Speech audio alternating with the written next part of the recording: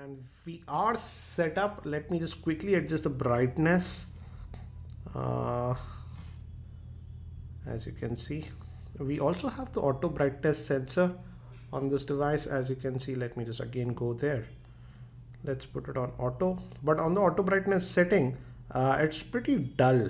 So let's just keep it on manual as of now. Again, looks like typical Sony skin that we have seen on many Xperia devices. And regarding the processor, it's powered by a 1.2 GHz Qualcomm Snapdragon 400 chipset.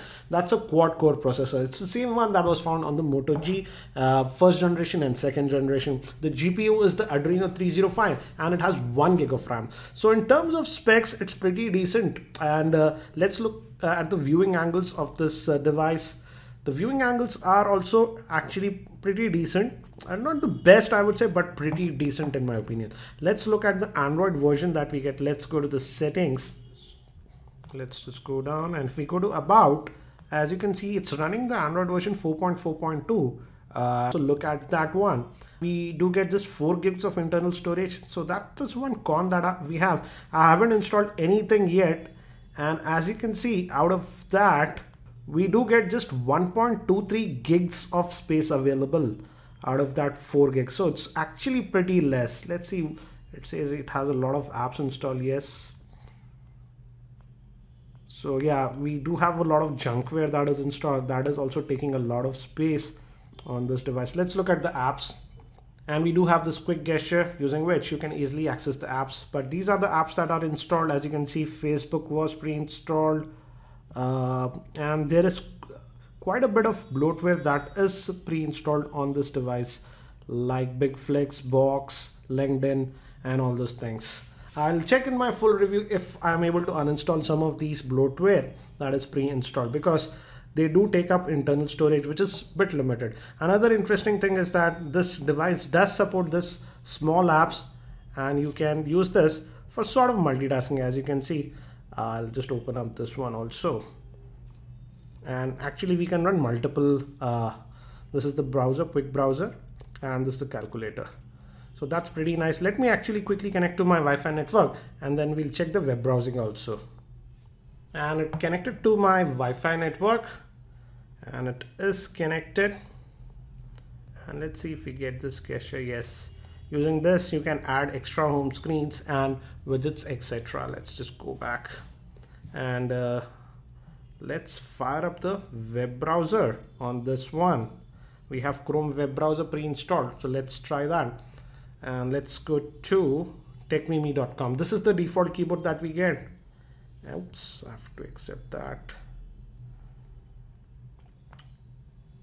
Let's continue now. Let's go to techmeme.com.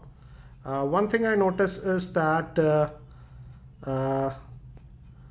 the keyboard gives you haptic feedback, but the haptic feedback was not that great. It was just vibrating the entire device in my opinion. Let me just go back and let's force it to the desktop mode.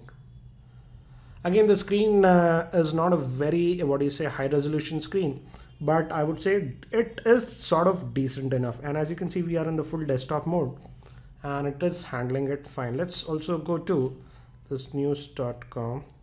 Again, I don't like the haptic feedback. I'll check if it's vibrating when I was using the keyboard.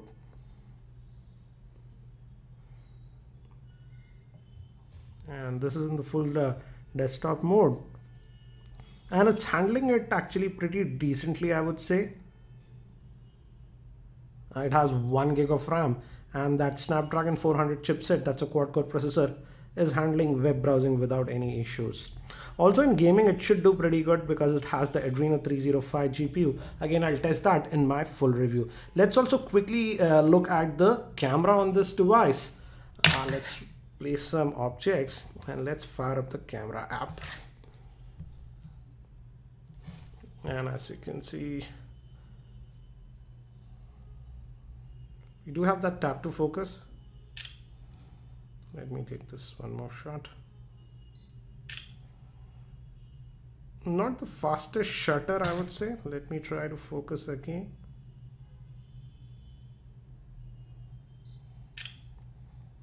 And let's look at the shot. Let's use the album. And this one actually came out to be okay, I would say. Here I see a lot of noise in this picture, so I will test the camera a lot more. This came out to be a little bit blurry, so mixed thoughts regarding the camera. Initial impressions, I would say. Your hands should be pretty steady to get decent shots. Again, I'll test the camera a lot more in my full review. So that's it.